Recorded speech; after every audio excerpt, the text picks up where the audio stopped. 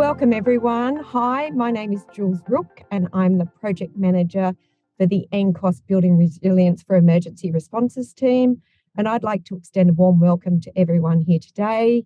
Before we begin, I'd like to acknowledge the Gadigal people of the Eora Nation, the traditional custodians of the lands that I'm working on today, and I'd also like to acknowledge the traditional custodians on the land on which each of you are living and working. And as we share our knowledge and learning, I also pay respects to elders past, present and emerging, and any of First Nations people attending this webinar today. So today's webinar is presented by the NSW Building Resilience for Emergency Responses team. Eleanor Harris will be leading the webinar and Prabha Galati will be monitoring the chat room today. We have special guest Melindy Sorrell coming along. Melindy is CEO from the Family Place in Moruya and is here to talk about meaningful engagement for her service in disaster recovery. The project is made possible with the support of DCJ, the Social Sector Transformation Fund, and our project really aims to support small to medium-sized not-for-profits to respond to and cope with disasters and foster greater recognition of the sector's vital role after disasters, and also to ensure that place-based, locally driven emergency responses align with and inform emergency management systems. So a little more about our project before we kick off. Our team continues to work with services dealing with the impact of disasters. And most recently, we've been working really closely with our partners in the Northern Rivers who are dealing with the devastation of the floods. Our focus there has been supporting the ground-up response by increasing visibility of the sector's role, acting as a conduit between local NGOs and government, and working to find solutions to emerging issues. We've lodged submissions to the various flood inquiries, and we've documented the lessons learned from the rolling disasters, be it the fires, COVID-19, and the recent floods. And we're developing resources to support the sector's role in dealing with future emergencies. And the first of that is this webinar today. NSW has recognised the changed landscape that services are operating in, and we're advocating for both funding and systemic change. Our latest New South Wales pre-budget submission included a call for a 20% increase in funding to the social services sector, in part in recognition of the role of the sector supporting and leading communities through the recent disasters. And we continue to advocate to embed and fund place-based NGOs in emergency management systems to improve local emergency responses and recovery.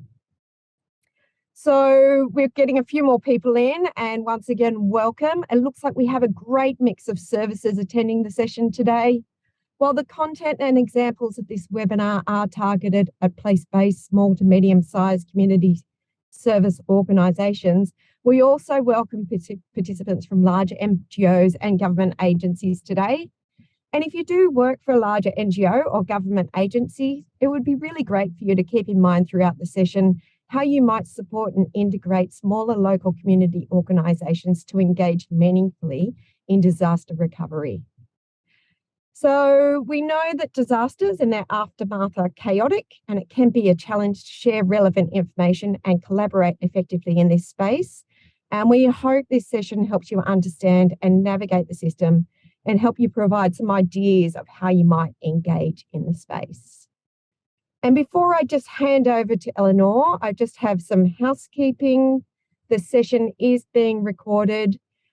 All participants have been muted and the cameras are off during the presentation, so your confidentiality will be maintained. You do have access to the chat function throughout the webinar, and we'll be asking for your input throughout the session. If you haven't already done so, take a moment to introduce yourself in the chat and the traditional lands from which you're working from today. Our colleague Prabha will be monitoring the chat function and will pass those questions on to the presenters. Some questions may be left to the end of the presentation, but you won't be forgotten. We're also interested in understanding how well this webinar has supported your learning, and we would really appreciate you providing feedback at the end. So if you can take some time, a survey form will pop up at the end as you leave the session. We'd really appreciate it if you took time just to complete that. And finally, we will provide links to resources, and we're happy to follow up with you after the session if you'd like more information. and the team's contact details will also be listed at the end of the session. I think that's enough from me, so I'm going to hand off to my wonderful colleague Eleanor to kick off with the webinar today. Thanks, everyone. Great, thank you, Jules, and welcome everyone. Thank you for joining us. As we mentioned today, talking about the role of small to medium community sector organisations in disaster recovery. So just a quick overview of the session today. We'll talk about the New South Wales Disaster Recovery Operational Framework just briefly. We'll also share some examples of how you can engage in disaster recovery. We'll consider some ways that community services and other agencies can work together after disasters. As Jules mentioned, we have extended the session out a little bit to an hour and a half. That's to give time to go through some of the resources and also to have the question and answers at the end. We understand that people are busy and you may not be able to stay for the full time, but I would recommend very much staying until you've heard from Melindy Sorrell from the Family Place in Moruya. She has an excellent example of the work that they've done in the disaster recovery space. So before we go too much further, I would like to acknowledge that we're living in a time of multiple disasters on a large scale. So what we're hearing is that a lot of communities are experiencing more than one disaster in fairly quick succession. So that's a lot of pressure on the community. So often they're recovering from one disaster and then they have to respond to another disaster. And at the same time, they're dealing with the trauma of those disasters and trying to work to build capacity and overall resilience. So it's a really challenging time that we're living in. So, and we're finding also that if services are not directly impacted, so flooding or fire hasn't impacted directly their business, disasters still have an effect. So we've heard that there's either increasing client numbers and or the complexity of the cases that they're dealing with. There's a lot of pressure on already very stretched resources. And also staff and volunteers are experiencing exhaustion and burnout. So we work in the community sector because we love supporting our community and we care for our community. But we want to acknowledge that there's a lot of pressure on services and service providers as well. And it's important to take care of yourselves as well. In the next couple of slides, we look a little bit more generally at the emergency management process. You may be familiar with this diagram here. It's describing the emergency management process. So we have prevention, preparedness, response, and recovery. So each element is interlinked and they often flow into each other and inform each other. So today's session will focus on the recovery section of the emergency management cycle. Recovery is defined as the coordinated process of supporting emergency affected communities in reconstruction of physical infrastructure and restoration of emotional, social, and economic and physical well-being. It's widely acknowledged now that recovery can take many years, so it's not a quick process. Note also the coordinated process. Many of you may have had experiences with disasters, and especially early on, it is hard to see where the coordination is because it is a chaotic space. But there are a number of places where your service can be involved in disaster recovery. And understanding the disaster recovery system can help you define your role for your service after a disaster. Here we're describing the impact that a disaster has on ongoing community development work. So as you look at this diagram, can you see where your service might sit in these different phases? It takes quite some time for a community to feel like they're back to a sort of normal after a disaster happens. It might not be exactly the same normal as they had before. We often say a new normal. And that can be different lengths of time depending on the disaster event. And as I said, the frequency of the events that you've had. So in speaking to some community organisations, they've said they're quite heavily involved in that relief phase, that where there's a lot of support coming in, a lot of practical support, meeting those immediate needs for people who are disaster impacted. And they've done that because that's what they do normally, is providing crisis support. They just find they have to scale up when a disaster happens. They have the capacity to do that. Other services have said they're a conduit for information. So people know them, they know their service, they will come to them and ask, where do we find information, to support us after this disaster? Other services have said, all right, we can focus on the longer term social and emotional support after a disaster. That's the kind of work that we do normally. But so we have that strength in that area. That's what we'll focus on. And some services have said, we are impacted. We have to get our normal services back up and running. We can't be involved in disaster recovery. And that is also fine. But also no services said it's had absolutely no impact. As I've mentioned, often there's an increase in client numbers or the complexity of cases that people are seeing for their normal services. But as a local community service provider, your understanding of the community, your own community, is invaluable to the recovery process.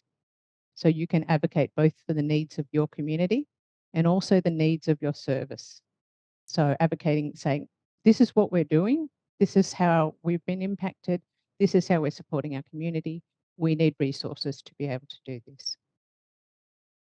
This diagram is describing the importance of community assets, including local community organisations, to community recovery after a disaster.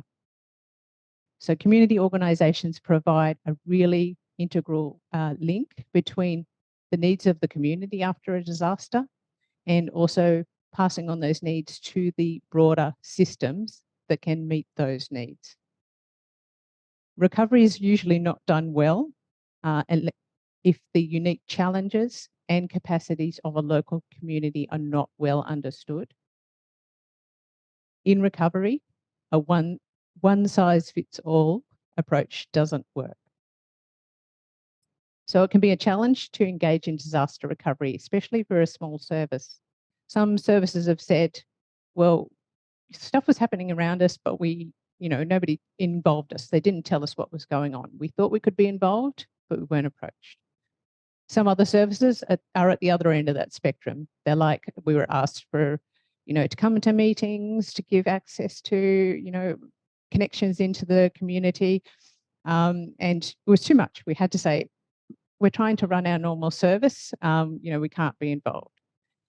Somewhere in that spectrum for your service will be a point at which you have the capacity and the ability to be involved, or potentially you say, we can't be involved. But the purpose of the session today is to think, well, how does this, look at how this sector works and how you may be able to be involved.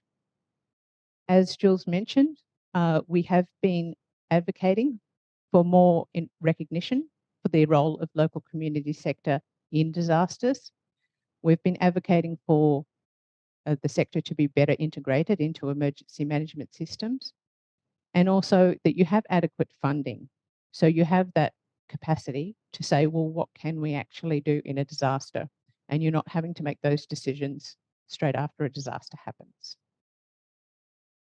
In the next couple of slides, I will just touch very briefly on the New South Wales Recovery Plan. The New South Wales Recovery Plan is quite new. As you can see from that, it was published in December 2021. It's publicly available on the Resilience New South Wales website. I'm only going to touch on it briefly because I'm not from Resilience New South Wales.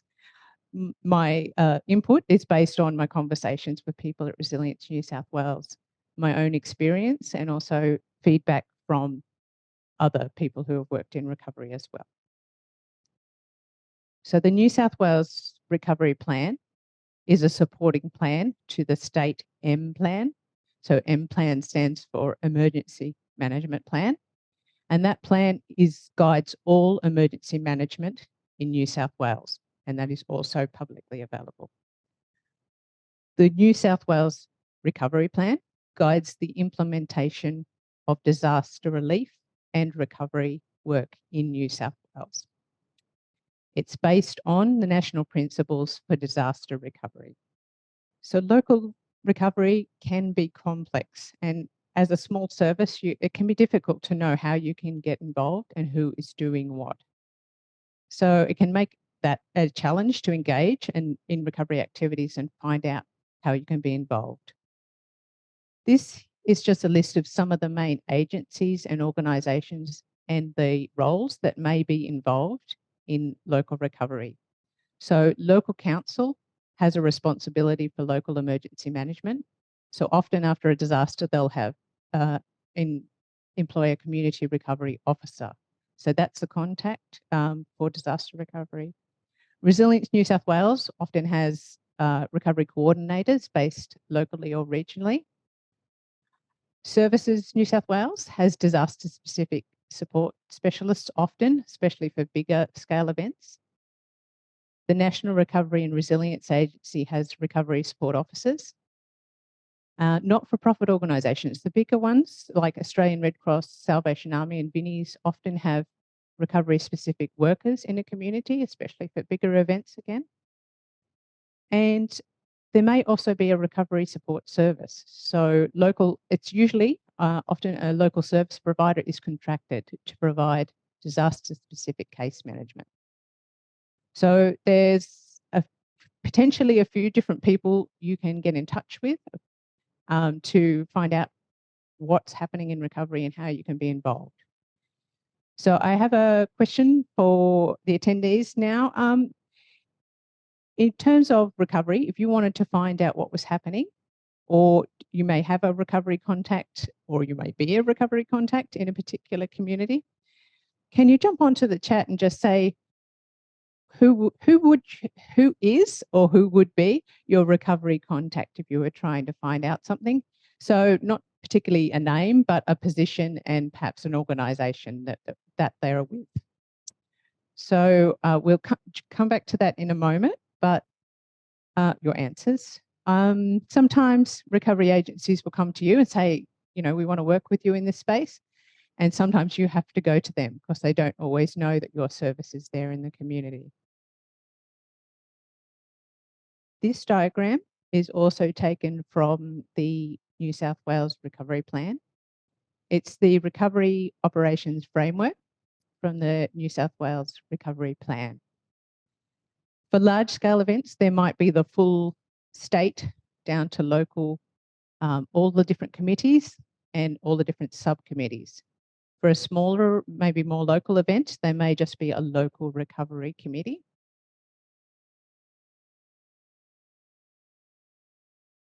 Sometimes, especially straight after the disaster, it's really hard to figure out, what the structure actually is, and it's still sometimes being sorted out. So you may not hear about anything for a little while afterwards, or it might change around a little bit. So just be aware of that. As a local community service, you may be asked to be involved in a local recovery committee for a smaller disaster event. Potentially for a bigger event, you may be invited to a health and wellbeing subcommittee. As the recovery progresses, they may set up a community resilience network. So the community resilience network looks at both longer term recovery and coming into preparedness, and it may continue after the event. So looking forward to other events as well and how you can be better prepared for those. So being involved in recovery meetings can be hard because you're potentially trying to re-establish and maintain your own service delivery. But local community service providers can be an integral link between the community and recovery agencies. Your role, if you're involved in any of these meetings, You can raise issues from the community. You know the community, you know what's happening with them after a disaster. And you can bring these to these meetings, and either for resolution there or for passing up to the higher level committees. You can hear about potentially funding opportunities or new programs that are coming out, and be a little bit ahead of the jump with those sort of things. And you can advocate for the importance of your service in recovery. It's a very important role, but not always recognised. Also, leverage your peaks like NCOS. We may be involved at other levels as well. And if you have issues on the ground that you're not getting any resolution for, you may be able to pass it up to us, and we may be able to advocate for that for you. So, Prabha, did we have anybody note any recovery contacts in the comments? We've got quite a few, Eleanor. Just let me go through them. So Peppercorn Flood Recovery has many contacts in all areas for assistance and support. It's one of the answers. Other responses have been the local emergency management officer at the council, neighbourhood centre and LGA, the CRO at the local council, local recovery support service. Yeah, those are the main ones that have come through. I just want to say to participants that when you look at your chat, you've got two options. When you put information into the chat, it can be shown to everyone or it can be shown to just hosts and panelists. So just have a look. It might be useful for everyone to be able to see your response, unless there is a particular message you only want to come to hosts and participants. One of the comments that's also come through is about the diagram that you showed, I think it's before this one, which says that the diagram seems to assume that local services can drop their day-to-day work in community and only pick it up again as recovery kicks in. And the experience of this participant is that recovery work is simply layered on top of existing communities. Existing commitments. And I just wondered if you wanted to comment on that, Eleanor. Thanks, Prabha. Yes, that is a fantastic point. Thank you for sharing that. Yeah, often when we're looking into disaster recovery from outside, we think, well, something's happened, everything stops, and you could focus on disaster stuff. But the reality is, you still have services to deliver, you still have outcomes that are expected. And so people, if you're doing recovery or you decide to do recovery, that is double the work potentially. So yes, there's a great point acknowledging that. And sometimes you might have to just say, well, I have to do my normal business. I can't do recovery as well. And that's obviously a capacity issue, or it's just a decision that you've made to support the running of your service, and that is fine as well.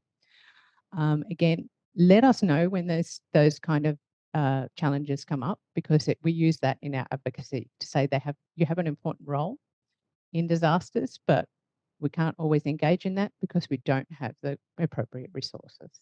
So thank you very much for that. And thank you for those other examples as well. It is really good to hear that there's so many different options. Yes, Prabha. There's more. I just realised that there's others.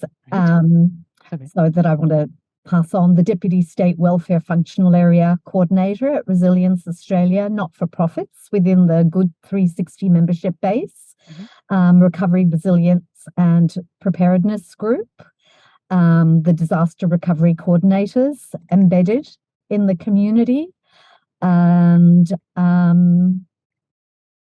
again, LGA, Local Councils Recovery. So local councils coming up quite a lot. Great. Yeah. It is good to hear that there's so much involvement, and people do know agencies that are working in recovery and who they can go to. It does also point out that there's a lot of players in the recovery space, and that can add to the complexity of trying to have that coordinated response as well. So again, back to Resilience New South Wales and the recovery plan for that coordinating role. Great. So thank you very much for that, everybody. We just have a couple more slides and then we will hear from Melindy. So we touched on this already, the barriers to being involved in disaster recovery. There are quite a few. So services are already stretched daily, so being expected to do another layer of work in disaster recovery can be unrealistic. So we realise that that is potentially doing two different jobs, so that's one of the challenges. Sometimes having to get new staff, apply for funding, training new staff and volunteers, that all takes work. So that's extra work again. And helping people in your community, which we are inspired to do, working in the community sector, but also you're impacted yourself as well. So that's potentially a double impact on you. And assisting new organisations. So as we said, there's lots of different players can come into the space, and you as a local person may be seen as that local resource that outside organisations come to. So engaging in the recovery space can be really challenging.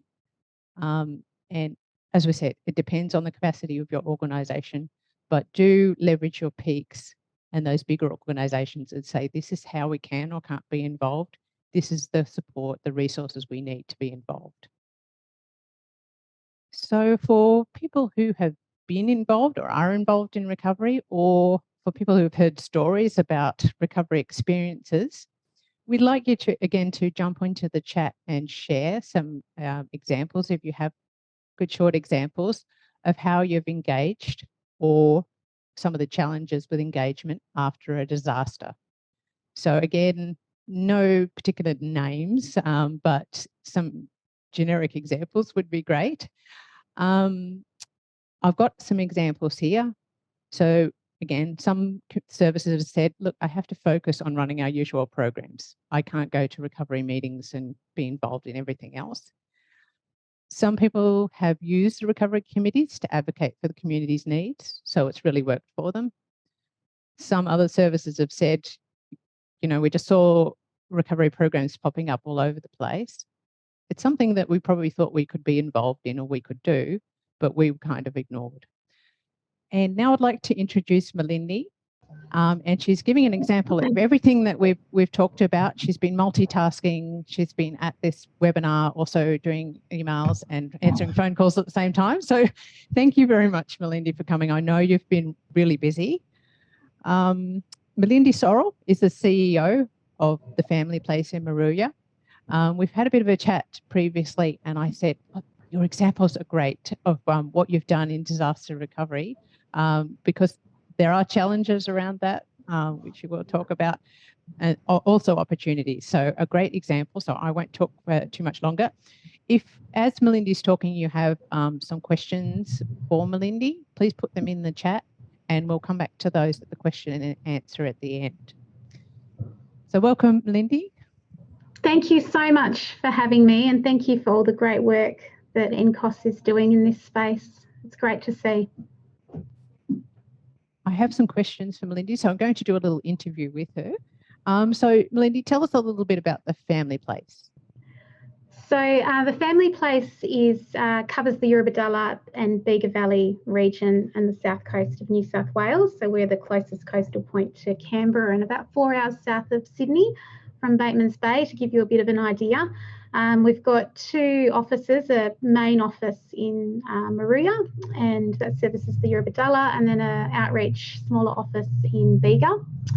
And we have been working in the community for about 35 years. We were set up as a family support service, very, very small in the early to mid 80s. So there's been huge changes for our service and a rebrand in 2019, midway through 2019. I've been in the role for about 6 years. We went through a huge change management phase for the first few years of my tenure, and we've seen a lot of growth outside of the bushfire recovery space. So primarily we deliver DCJ funded contracts, so targeted earlier intervention, family preservation, We're a specialist homelessness service now as well. And we also do financial counselling. And then obviously more recently, we've been very present in the disaster recovery space as well. And just to give you an idea of how that looks for us, we've gone from about 6 to 8 FTE to about 19 staff. So it's quite a big growth. And instead of increasing our corporate bodies or FTE, we've outsourced to manage that growth. So we've also got a lot of contracts with HR providers, accounting companies to do our payroll. So it's sort of a little bit bigger than a team of 19 to 20.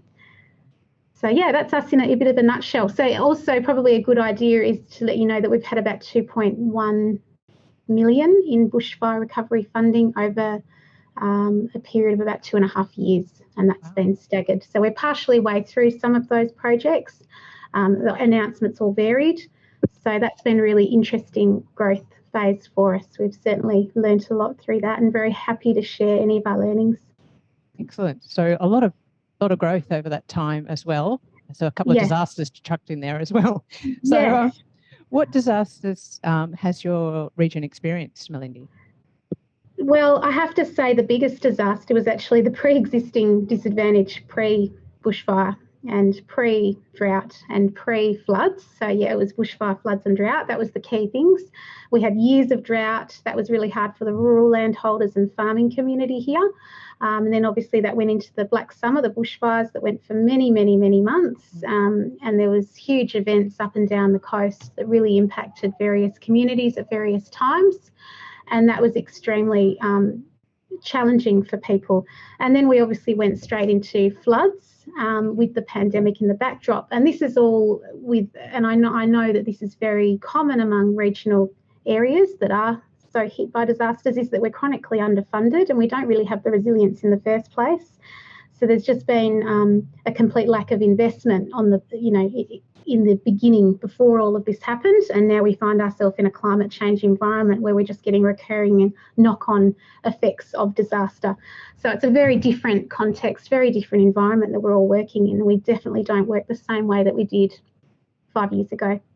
Acknowledging that's been quite critical. So it's really great hearing that there's models of thinking around that now, and that that practice is much more core to how we respond to disasters.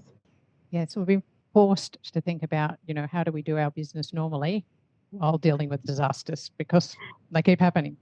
Yes, absolutely. So it's very complex. So we've got lots of complex demographics and people and disadvantage here. And then you've got the PTSD and the disasters and the problems with housing and increasing numbers of rough sleepers, and just the knock-on effect is just catastrophic in this area. And I know that's shared by many of our colleagues in other parts of the state.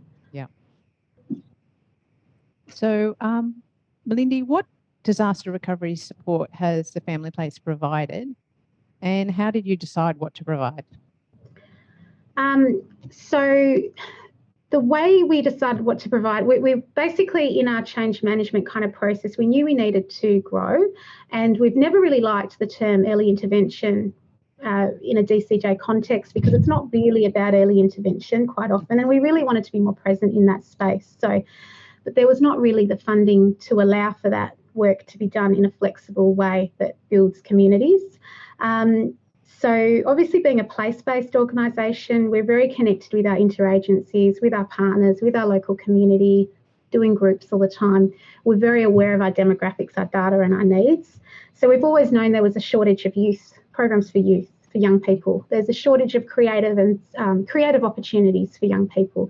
There's not enough opportunities to connect on country and with culture for Indigenous and non-Indigenous people.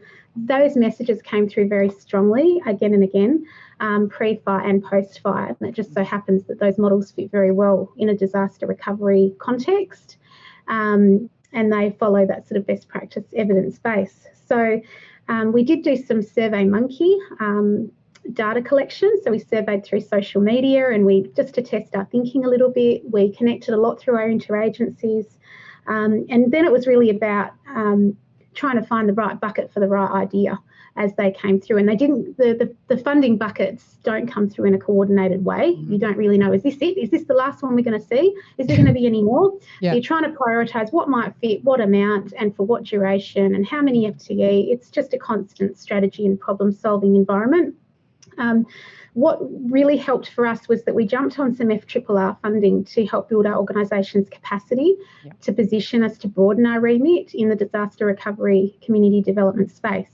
We were wanting to do that anyway, and it was just really advantageous that that happened at that time. So that meant we redid our strategic plan and we could be quite coordinated in our thinking, and that filtered down to our operational plan. So what we ended up, we applied for every single bucket of disaster recovery money that was substantial and some non-substantial ones that were really beneficial in the end. The very first thing we did was apply for a $10,000 grant through the PHN on the back of the fires. That was just maybe 4 to 8 weeks after the big events of the fires, just before COVID came down here. And again, we were able to test our thinking and use this model as a bit of a pilot to see if something larger scale might work. And it was a massive, large community art installation where people came together, a flow-in, flow-out event, and they were able to write messages or do a piece of art and to make their own leaf and then stick that onto a very large Tree of Life installation. And we did it very purposefully at the Surf Lifesaving Club, where people sheltered, thousands of people sheltered, and it was in the global media because we know about memorialising, rewriting narrative for people, storytelling, and using art as a medium when words do not express the level of trauma. And it was about, that was the one thing people said, it was amazing. I got to know my neighbours, I got to reconnect, and that was something we wanted to support in a different way so we could have those other memories. So that went really well. We had 180 people through. We knew that this was the kind of work that the community wanted. It became a celebration, and we were more confident to move forwards with some of our service model development and our tendering. So we ended up with a very large bucket under the Bushfire Local Economic Recovery Fund, just under $1 million, and that was for a very large-scale youth theatre project. And that's a partnership with Campbell Page, utilising their youth team, and a theatre company, a professional theatre company from Sydney with local roots. And there's a film component there, and it's a performance component where we're doing these very big workshops up and down the coast, workshop intensives, and then they culminate in a performance. Young people are writing and sharing their story. And in the documentary component, they're able to think about, well, what is it like being a young person living on the South Coast on the back of these disasters? What do I want to say? What do I want to share? How would I like things to be different? So that's the biggest project, and that's been huge. That's also a partnership with the University of Sydney, the Create Centre, to start building the body of evidence a bit more around disaster recovery to support some of this work in the creative space with young people in regional areas. So we're really interested to see how that comes off.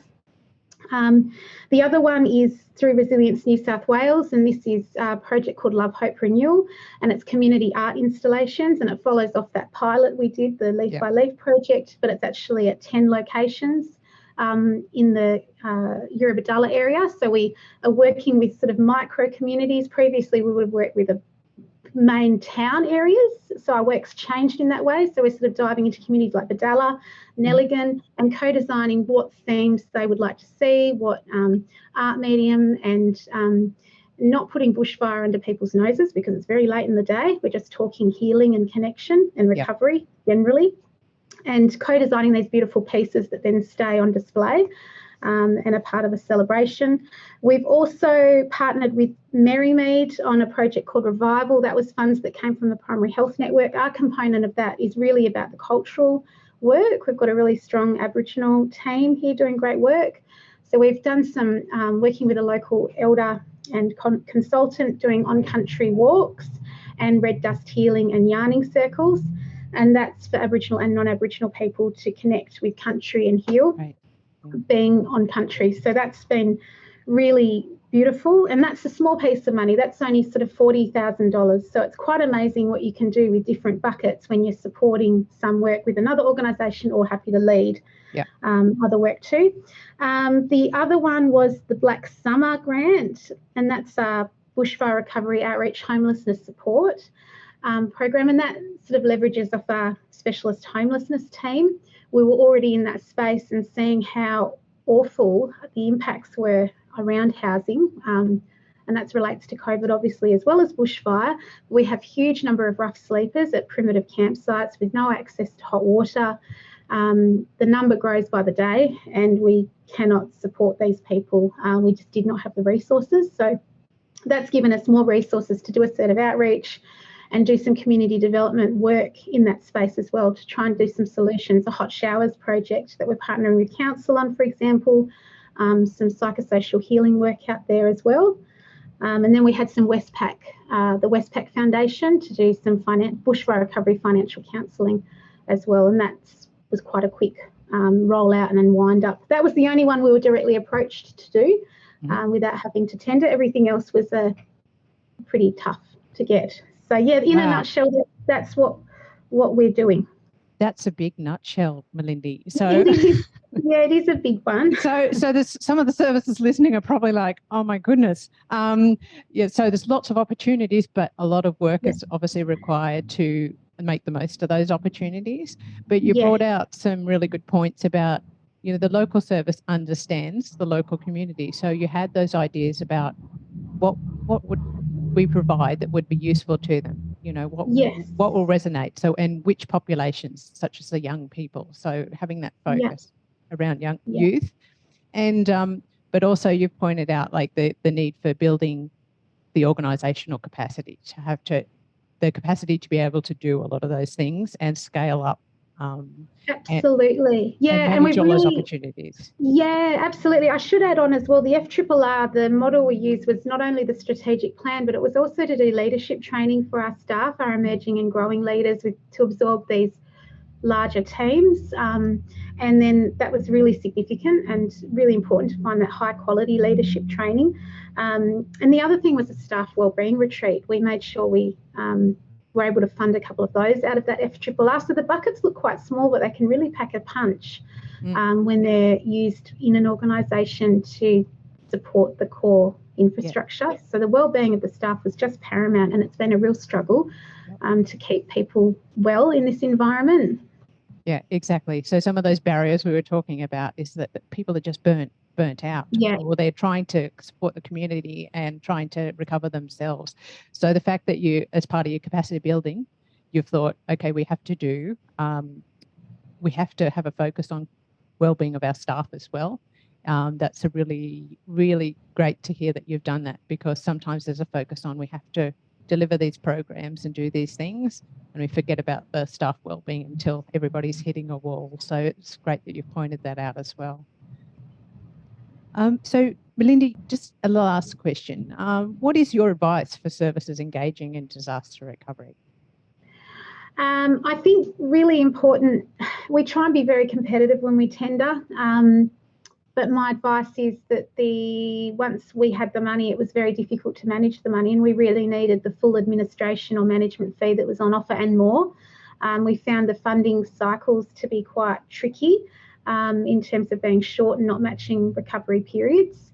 And then the timing of the invoicing and the payments don't match activities, or they're not quarterly as you get with other program funding. So the management fee is really important, and to make sure you've got the right amount of staff on the ground, because the work is harder. So where you might have costed something a bit lighter on 5 years ago, we're finding when we've got our staff with 15 young people, those 15 young people have all got a big story. There's multiple complexities happening, and it's quite hard to be there and wrangle those. So you've really got to cost in that work.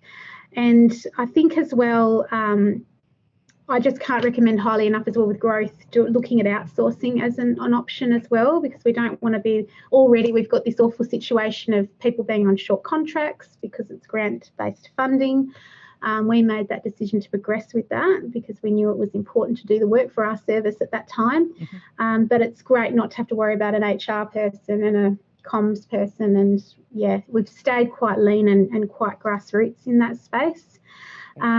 Also, post-COVID, it's been really hard engaging like we were pre-COVID, So to get the traction, and it was so long after the event that the funding actually came through, it was quite drip fed.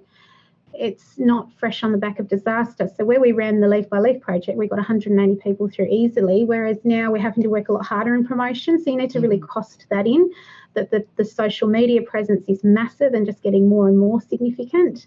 And that needs to be thought out really well with a good social media strategy. And contract management for us, getting really strong systems in place to manage the contracts going in and the contracts going out, because we're contracting other providers, has been really tricky. And just that constant thing with worker wellbeing, staff wellbeing, we forget that we were all impacted and all have our own story and lived experience, but then we're also asking staff to go out and carry a room full of people through that trauma as well. So that's quite critical to remember. So, and the other piece of advice is just being bold and creative, because we don't often get those flexible buckets of funds, and it can be a great opportunity to broaden your remit if you are wanting to grow and you do feel that's something that would be important for your service. And having that flexibility, what might not happen again, although I do believe obviously with climate change we're going to see more disasters. Yeah. And I think the other thing is, and you mentioned it in one of your slides, is we don't have a lot of best practice to go on with these projects. So it's that black box thinking where it might not have been done before, but you have got some evidence you can lean on a bit. So utilising smaller grants if you've got capacity and running them as pilots can be really beneficial too. And writing in evaluation and partnering with unis. A lot of unis seem very willing to support this recovery work. Yeah. So that's a really great thing to add to that body of evidence, because we all as a sector and a collective need to know more about what works, so we can continue to respond better as things evolve. The other thing we've really learned is being in a new space. So yes, this is our community, but we moved into art and theatre, so we weren't there before. So we have to be very respectful and humble and make sure we're supporting our local artists and ensure you're writing that in. Otherwise, you do exactly what was done to us immediately post-disaster. We had 1 million people swooning in and no consultation with local service providers. So that was really, really important to do that. Belinda, so much information. I'm sure there'll be like hundreds of questions. We might be here for a while with the questions and answers, but you've highlighted so many valuable things. I think, yes, there will be lots of questions. We're keeping them to the end for the questions and answers, but thank you so much for providing that example. It's yeah, as I said, everybody, it was really exciting. All the work that Lindy and the Family Place have done provides a fantastic example. So we will make sure that we come back at the end with questions and answers for Melindy as well. So thank you very much. Thank you. Okay, so now I just wanted to jump back to our examples of engagement and see what we had in the chat. So Prabha, was there anybody that added any examples of engagement after a disaster and experiences, good or bad? Yeah, so there's not so many questions, there's comments. Yep. So I'll just read out a couple of them. One of the participants has said that we have coordination calls across our province post-fire. So this is one of the participants from Canada. The call includes supporting NGOs and nonprofits with community recovery staff from affected communities and regional recovery managers to share needs. It offers information for all agencies to get updates in one regular call and make offers of support, as well as connecting with others directly. Great. Great to have examples from overseas as well. Thank you. I guess another comment, which is on the topic of funding, is the issue of writing multiple grant applications, having the time and resource to do that, and how, as a sector, we work with the government to avoid this as much as possible in the future, because it's a huge challenge. One of the other participants has said that the local PHN, Primary Health Network, is offering opportunities to services that need mental health support, who want to run accidental counselling and mental health first aid. Yes, so there is often support out there for the services as well. So just being aware of that, so you can link your staff and volunteers in if necessary. Anything else, Barbara, or keep moving? Yeah, there were a few other things that I've taken down. Sure. So someone has said one consolidated list of all the programs and organisations involved in the disaster recovery efforts would be useful. There's a lot of great work being done, so one list would be desirable. Perhaps Resilience New South Wales already has that. Councils certainly have some. Somebody else said frequent key staffing changes make it difficult to engage effectively. Social aspects of recovery not prioritised as high physical efforts. And the tenants union looks, they said that they're resourcing a body for 19 tenant advocate services across New South Wales. The Tas in Northern Rivers was affected by the Lismore flood and unable for the immediate few days to provide the service that they would usually provide to tenants. The tenants union and coordinators from non-affected TASs were able to rapidly, within 12 hours, develop a network system where tenants could contact Northern Rivers services. And when they were triaged to a single spreadsheet online, the Northern Rivers service and tenants were fully supported through a strong integrated system and are now in the process of putting forward a proposal to the funder for embedding this process for implementation immediately whenever a disaster occurs. So obviously, some really great practices come out of a disaster that has just happened, but that's great to hear that you're looking for funding to embed that process, that learning is not lost and that it hopefully can be embedded going forward. Sorry, I'm still going. Is that? No, that's fine. I found some more too, Julie. Yeah, is that all right if I just keep? Yeah. Thanks for coming in there. That's all right. So disaster recovery chaplaincy has provided multi-faith disaster chaplains for community support at evacuation and recovery centres. The Hawkesbury run a program called ROW, capitalised, Recovery on Wheels, where the local halls have services that can assist the community, and any services that want to attend simply needs to contact the organiser. So those are another couple. Great. It's actually great to hear that there were so many examples in there. And it highlights also sometimes the complexity and how that can create challenges, but also how that creates opportunities for being a bit innovative in how we respond. I just wanted to highlight, and those responses highlight that as well, the concept of VUCA. So it's an acronym: volatility, uncertainty, complexity, and ambiguity. The concept was originally applied to the business world, but it's increasingly being applied to the disaster space as well. So disasters create that environment in which we have to be innovative because things are volatile. You don't know necessarily how they're going to evolve. It's a bit uncertain. It's complex. There's a lot of support out there. A lot of people are doing different things. And how do you coordinate that? One list of who is doing what would be fantastic, but it is very hard because things change all the time. There's a lot of ambiguity as well. So being involved in disasters is trying to find that balance between having the information you need and knowing what you're doing and what you can provide, and being in an environment that's changing a lot, often over time. And Melindy touched on that as well, that, when you're thinking about what can we deliver, that may change over time as well. So thank you very much for all that feedback. That was fantastic. We are approaching the last part of the presentation. We have a few more slides to look at. So I just have put in here some examples of how we can advocate for our service and community after a disaster. So Melinda's also given some great local examples there as well. You might have some other examples that you would like to put into the chat as well. That would be fantastic.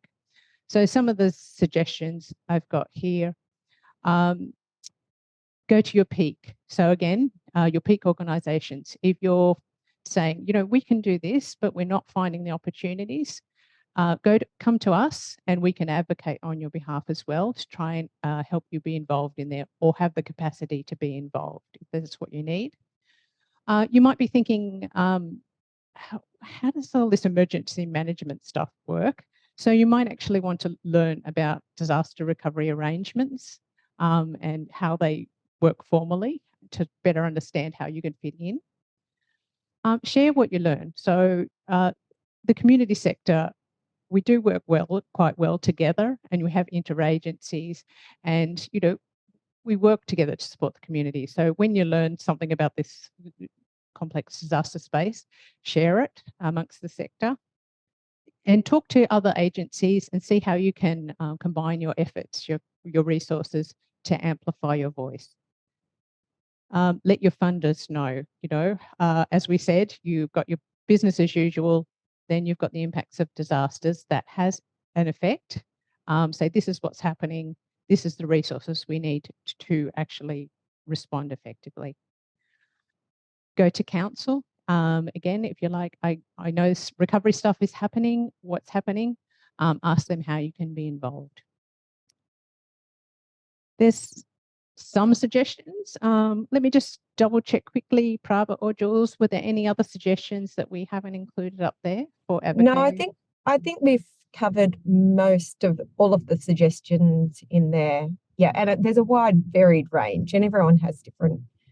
Yeah, it's very varied. So, but it's great to know that people do have suggestions, and some know where to go in, and we know that across the state there are different councils have different arrangements, and this is just showing us that not everywhere is the same, and it can be different in different locations. So I think the key is to get in. Local councils is the first port of call to ask how to get in, and then go there.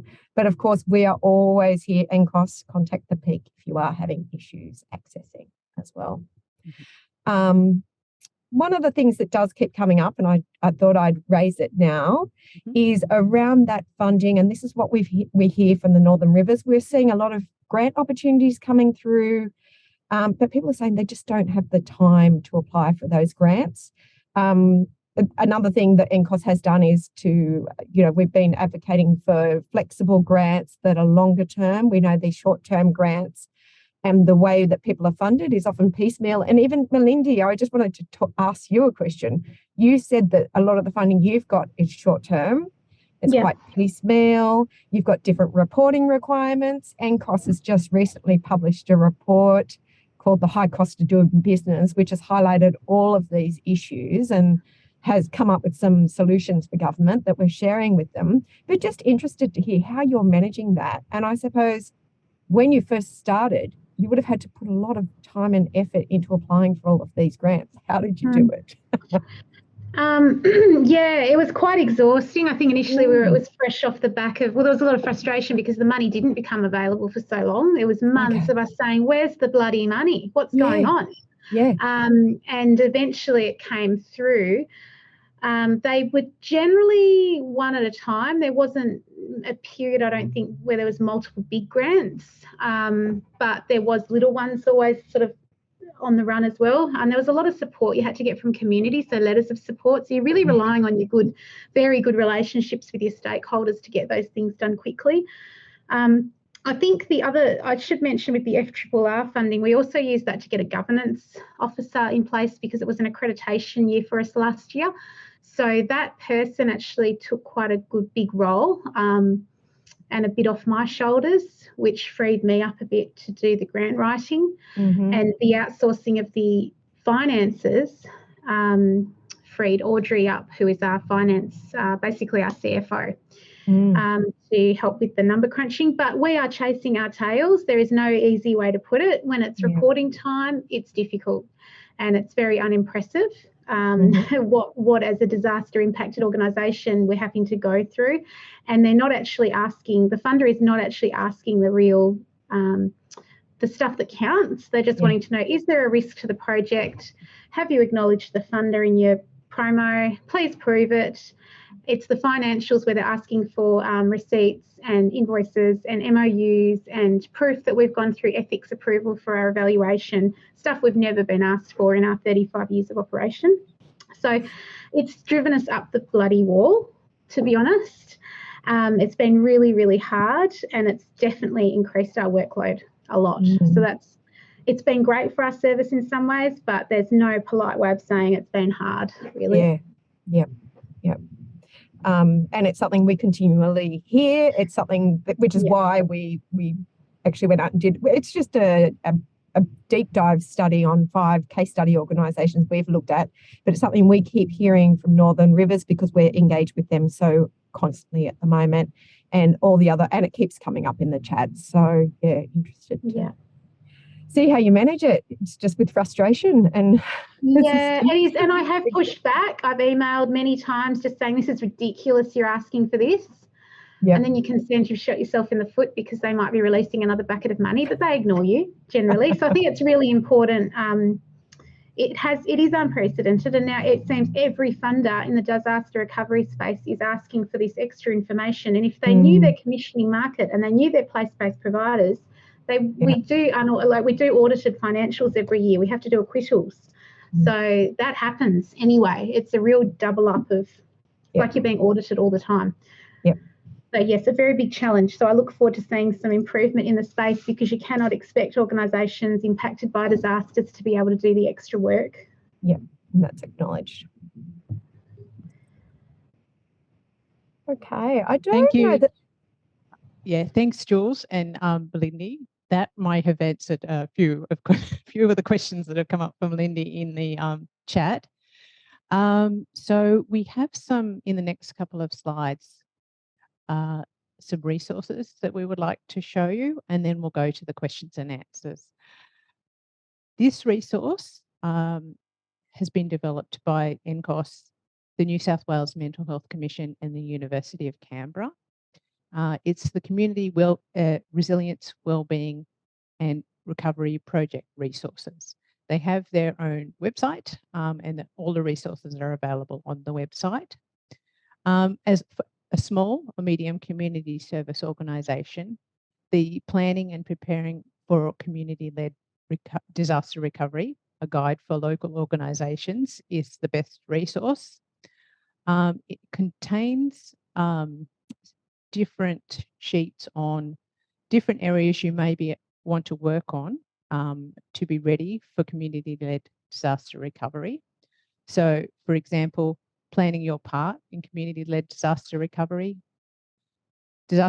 roles, who's doing what, local and non-local organisations, we've touched on briefly, cross-organisation networks. So again, it's a complex space, but you can do some planning around that to try and understand it a little better. Referrals and sharing personal information, supporting staff and volunteers, and financial resources. So this is all available online on the website. We will send you out the link for this resource as well.